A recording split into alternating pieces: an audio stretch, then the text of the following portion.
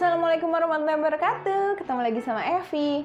Nah, mana sih yang lebih baik? Yang organik atau yang biasa saja? Jadi sebetulnya nih Good Momies, Evi ini punya gelar master di pertanian. Saya nih dulu jurusan agronomi dan hortikultura angkatan 44 di IPB. Hai angkatan 44 IPB, tinggalkan komentar say hi to Evi. Hai.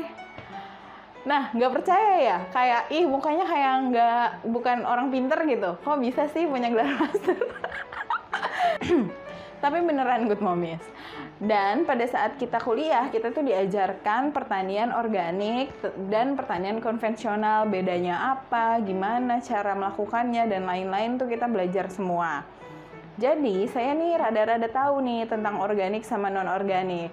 Kemudian teman saya minta, Vi, emang organik itu bagus banget ya? Gitu, nanya gitu kan. Nah, ternyata banyak ya miskonsepsi tentang makanan organik. Yuk kita bahas ya. Makanan organik adalah makanan yang dihasilkan dari budidaya organik. Jadi cara bertaninya nih Good Momies yang organik. Sebetulnya namanya itu bikin bingung karena semua makanan tuh pasti organik. Kita nggak bisa makan makanan anorganik. Emang kita bisa makan kertas? Emang kita bisa makan kaca? Emang kita kuda lumping? Enggak kan? Nah, tapi karena udah terlanjur kali ya, jadi ya udah diterusin dipakai. Jadi istilah organik adalah untuk makanan yang dihasilkan dari pertanian organik. Pertanian organik sendiri adalah pertanian yang tidak memasukkan input kimiawi atau buatan manusia. Jadi pupuknya bukan NPK, bukan pupuk kimia lah pokoknya. Pupuknya adalah pupuk kandang misalnya. Kemudian pestisidanya juga gitu, nggak boleh pakai pestisida kimia, harus dari pestisida yang dari tumbuhan, gitu-gitu ya Good Momies. Nah, sekarang banyak banget makanan yang memakai label organik. Klaimnya adalah makanan organik itu lebih segar, makanan organik itu lebih bernutrisi, makanan organik itu lebih sehat. Tapi yang kita tahu pasti adalah makanan organik itu lebih mahal. Ya nggak sih? Kalau misalnya kita perhatikan nih, bubur bayi organik, Milna kan ngeluarin 2 ya. Ada yang biasa aja, ada yang organik. Dan yang organik itu dijual dengan harga 30-36 ribu ya. Sedangkan yang biasa aja itu 18 ribu. Jauh banget kan bedanya? Sayuran organik juga gitu kok. Good Momies cek aja misalnya kalau Good Momies punya sayur box atau apa gitu aplikasi. Kalau yang organik tuh, harganya bisa 2 kali lipat daripada yang konvensional. Nah, kenapa makanan organik atau sayuran buah-buahan organik itu lebih mahal? Karena hasil pertanian organik tidak setinggi pertanian konvensional Good Momies. Ini ilustrasi saja ya, ini bukan angka yang tepat gitu. Saya ngambil angkanya ngasal. Misalkan dari 1 petak lahan, kita nanam apel di 1 petak lahan ini, kalau pertanian konvensional bisa menghasilkan 10 kilo misalnya. Nah, pertanian organik paling bisa 2 atau 5 kilo gitu. Jadi, karena dalam satu luasan lahan hasilnya lebih sedikit, maka dihargai pun lebih mahal. Selain itu, mahal juga karena petaninya juga harus punya sertifikasi organik. Sertifikasi organik ini petaninya harus bayar buat orang yang dari sertifikasi datang untuk menilai pertaniannya dia gitu. Apakah benar organik atau enggak. Kalau misalnya benar, baru dia dapat sertifikat dan bisa naruh cap organik di produknya dia. Nah, apakah kita harus mengeluarkan lebih banyak uang untuk membeli makanan yang organik supaya kita sehat? Atau misalnya benarkah kok banyak banget gitu klaim yang bilang organik itu lebih superior gitu. Nah, kita tilik lebih jauh nih Good Momies, bener nggak sih? Pertama kita cek dulu, apakah makanan organik ini benar lebih bernutrisi? Nah, Good Momies, nggak semua penelitian, nggak semua sumber itu bisa dipercaya dengan mudah. Kalau misalnya sumbernya adalah orang jualan, itu ya nggak usah terlalu didengar lah ya. Kalau sumbernya buku, mungkin kita rada-rada masih harus curiga karena semua orang bisa nulis buku. Nah, sumber yang baik pada saat kita nulis skripsi atau nulis tesis, kita tuh diajarkan kalau sumber yang baik adalah jurnal.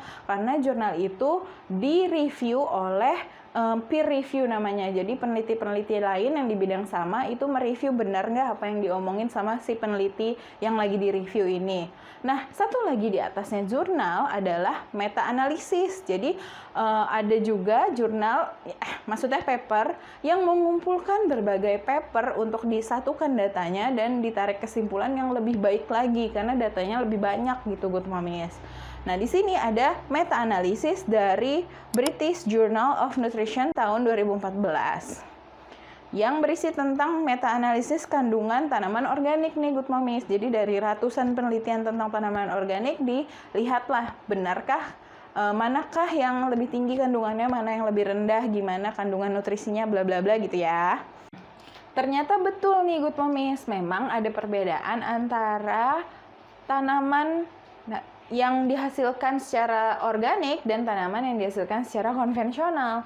Jadi kalau tanaman yang dihasilkan secara organik ternyata memiliki kandungan antioksidan yang lebih tinggi. Jadi antioksidannya seperti phenolic acid, flavonol, anthocyanin, dan lain-lainnya itu banyak yang lebih tinggi. Sedangkan untuk protein dan fiber atau serat ternyata ditemukan lebih rendah nih pada tanaman organik kalau dibandingkan sama tanaman konvensional. Dan untuk vitamin dan mineral kebanyakan mereka tidak berbeda nyata, artinya sama aja, keduanya itu nggak jauh beda gitu. Nah, sedangkan apa sih fungsi antioksidan itu gitu? Memang ada penelitian yang menunjukkan kalau antioksidan ini berguna. Misalnya di penelitian ini nih, yang menunjukkan kalau beri-berian seperti blueberry, strawberry itu mengandung senyawa fenolik yang berfungsi untuk mencegah timbulnya penyakit neurodegeneratif seperti Parkinson atau Alzheimer. Nah, tapi kita juga belum tahu seberapa banyak konsumsi antioksidan sampai manfaat itu tadi kita dapatkan gitu. Kayak misalnya contohnya gini ya, Good Momies, kalau vitamin C, kita tahu nih vitamin C itu kebutuhan kita sehari adalah 60-90 mg per hari ya, Good Momies. Segitu aja udah cukup untuk kita mendapatkan manfaat dari vitamin C untuk mencegah sariawan, untuk pokoknya ya manfaat vitamin C lah banyak gitu kan. Nah, kelebihannya kalau misalnya kita mengkonsumsi vitamin C dan berlebih, itu akan dibuang melalui urin, Good Momies. Jadi jangan terlalu bersemangat gitu, wah vitamin C 1000 mg ya kan, langsung deh tuh diminum. Padahal mahal ya, Good Momies, dan kita nggak butuh sebanyak itu. Selebihnya akan dibuang melalui urin gitu. Nah, itu vitamin C, kita udah tahu berapa kadarnya supaya kita dapat manfaatnya. Sedangkan antioksidan belum ada angkanya itu, Good Momies. Jadi maksudnya intinya adalah lebihannya tadi kan yang organik kan antioksidannya lebih tinggi nih ya, yang konvensional lebih rendah. Nah, lebihannya ini kita nggak tahu itu bisa dimanfaatkan juga kah atau terbuang kah.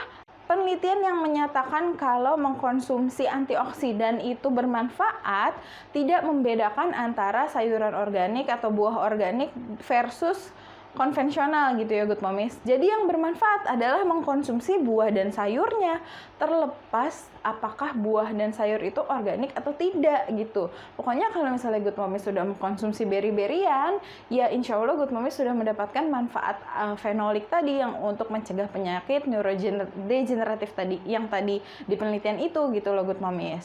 Walaupun Good Momies makan berinya beri konvensional. Jadi kalau concernnya Good Momies mengkonsumsi produk organik adalah untuk mendapatkan nutrisi yang lebih, ternyata enggak juga. Lalu klaim kedua adalah produk organik lebih aman karena tidak mengandung residu pestisida. Ya memang betul klaimnya kalau residu pestisida di tanaman organik ini lebih sedikit dibandingkan di tanaman konvensional. Tapi kan residu pestisida di tanaman konvensional pun bisa kita cuci kan? Dan sebenarnya nggak seberbahaya itu kok. Ada jumlah titik tertentu di mana dia menjadi berbahaya. Jadi kalau misalnya kita makan yang mengandung residu pestisida, kita perlu makan beberapa banyak dulu sebelum terjadi toxicity atau sebelum kita menjadi keracunan gitu. Nah, kita lihat nih di situs ini nih, kita lihat di pesticide residue calculator. Nah, misalnya nih kita tengok ya, kita pilih anak. Soalnya biasanya kan kita concernnya ke anak kan.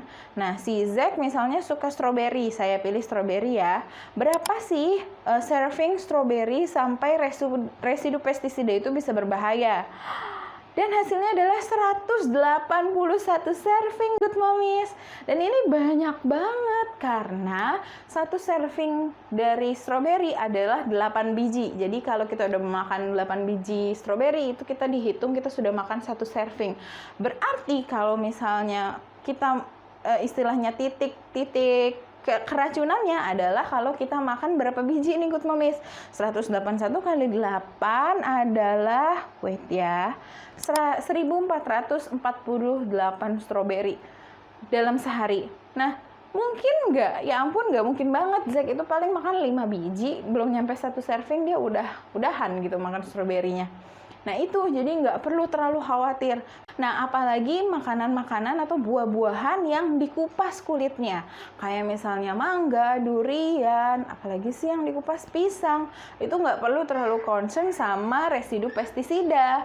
Karena kan di kulitnya kan nggak ikut dimakan ya. Makanya buah-buahan tropis, buah-buahan lokal itu oke banget lah ya. Kan lebih murah juga kan, lebih aman, nggak ada residu pestisida yang akan kemakan gitu, mantep. Dan ada satu aspek lagi nih yang bikin orang-orang pilih mengkonsumsi makanan organik, yaitu adalah aspek lingkungan. Kalau makanan organik katanya lebih ramah lingkungan nih Good Momies, bener nggak ya? Nah, sudah ada data tentang ini Good Momies. Ya iyalah, pertanian organik itu kan booming dari puluhan tahun yang lalu kan, jadi datanya sudah ada. Ini ada grafik yang membandingkan aspek lingkungan organik versus konvensional. Bisa dilihat nih Good Momies di grafik ini. Organik tidak selalu lebih baik. Misalnya dalam hal penggunaan lahan, di semua jenis pertanian, apakah itu memproduksi buah, sayur, daging, susu, atau telur, itu pertanian organik lebih buruk dibandingkan pertanian konvensional. Ternyata organik lebih baik di emisi gas rumah kaca untuk daging, produksi daging sapi, dan juga dalam penggunaan energi di pertanaman serealia dan produksi susu dan telur. Jadi kalau misalnya Good Momies mengkonsumsi makanan organik karena cinta lingkungan, ternyata nggak juga. Terus gimana dong? Kita kan pengen ya mencintai lingkungan biar mewarisi bumi kita ke anak-anak kita, ya nggak? Nah, itu ada caranya Good Momies. Caranya adalah dengan memperbanyak konsumsi buah dan sayur dan hasil pertanian lokal. Jadi kurangi yang impor-impor. Kenapa? Karena ada yang namanya jejak karbon Good Momies. Jadi kalau misalnya Good Momies pengen banget makan quinoa, karena Good Momies denger, quinoa itu sehat banget, proteinnya lengkap gitu kan. Nah, quinoa kan nggak ada di Indonesia, jadi quinoa tuh harus diimpor. Nah, jadi perjalanan si quinoa itu kan jauh ya, melewati lautan, naik pesawat, naik truk, sampai datanglah dia ke mejanya Good Momies. Nah, itu jejak karbonnya banyak banget. Iya, si quinoanya organik gitu kan, dia bagus gitu, maksudnya lebih ramah lingkungan, bla bla bla. Tapi kan jejak karbonnya jadi banyak gara-gara Good Momies ngimpor gitu. Kenapa nggak ya makan makanan lokal aja? Kalau misalnya pengen yang protein lengkap, kenapa nggak makan telur misalnya? Yang dihasilkan dari nggak jauh dari rumah Good Momies, di supermarket terdekat juga ada, warung terdekat juga ada gitu kan ya. Nah, kemudian selain kita mengurangi yang impor-impor dan memperbanyak makanan lokal adalah dengan cara mengurangi konsumsi daging merah Good Momies. Jadi kalau misalnya sapi, domba, dan babi, kalau yang muslim memang tidak mengkonsumsi babi ya, anggaplah sapi dan domba, itu emisi gas dari memproduksi peternakan sapi dan domba itu besar banget Good Momies, karena mereka gassy. Mereka pupnya mengeluarkan gas metana yang merupakan gas rumah kaca gitu. Emisinya besar banget gitu untuk dari daging-dagingan itu. Nah, kalau kita makan, kita batasi hanya seminggu sekali misalnya, dan itu membantu melestarikan lingkungan kita. Untuk anak-anak mungkin boleh lah ya, lebih banyak, lebih sering, tapi kan mereka jumlahnya kan nggak banyak gitu kalau sekali makan pun. Karena tetap daging-dagingan itu kan sumber Fe, protein, dan lemak yang baik buat anak kecil gitu. Kalau buat yang dewasa mah itu dibatasi karena kita juga kan harus mulai membatasi kolesterol ya. Jadi itu ya Good Momies. Jadi kalau kita rekap, nggak selamanya makanan organik itu lebih baik. Kalau misalnya Good Momies punya rezekinya cukup dan memang pengen mengkonsumsi makanan organik, nggak ada yang ngelarang dan itu boleh banget karena tetap ada keunggulannya tadi kan ya. Tapi kalau misalnya Good Momies seperti saya masih biasa-biasa aja lah, nggak ada uang lebih untuk membeli makanan yang harganya 2 kali lipat gitu ya. Ya nggak usah ngerasa bersalah gitu, nggak usah ngerasa deg-degan takut nggak sehat atau apa karena nggak makan yang organik. Yang penting adalah kita mengkonsumsi buah dan sayurnya gitu. Untuk soal pertaniannya, insya Allah semua orang, semua peneliti, petani sedang bekerja bagaimana meneliti dan mempraktekkan pertanian yang lebih ramah lingkungan kok gitu. Terima kasih, aduh panjang banget ya saya ngejelasinnya, ampun deh. Sampai jumpa lah Selasa depan, kita ketemu lagi, nggak tahu temanya apa ya. Nantilah lihat aja Selasa depan. Biasa saya kan nggak ada rencana gitu yang menarik buat saya, yang itu aja yang saya bahas ya nggak. Ya sekian aja video kita kali ini, sampai jumpa di video berikutnya. Wassalamualaikum warahmatullahi wabarakatuh, bye bye Good Momies. Tadi yang bisa mencegah penyakit neurogenesis dan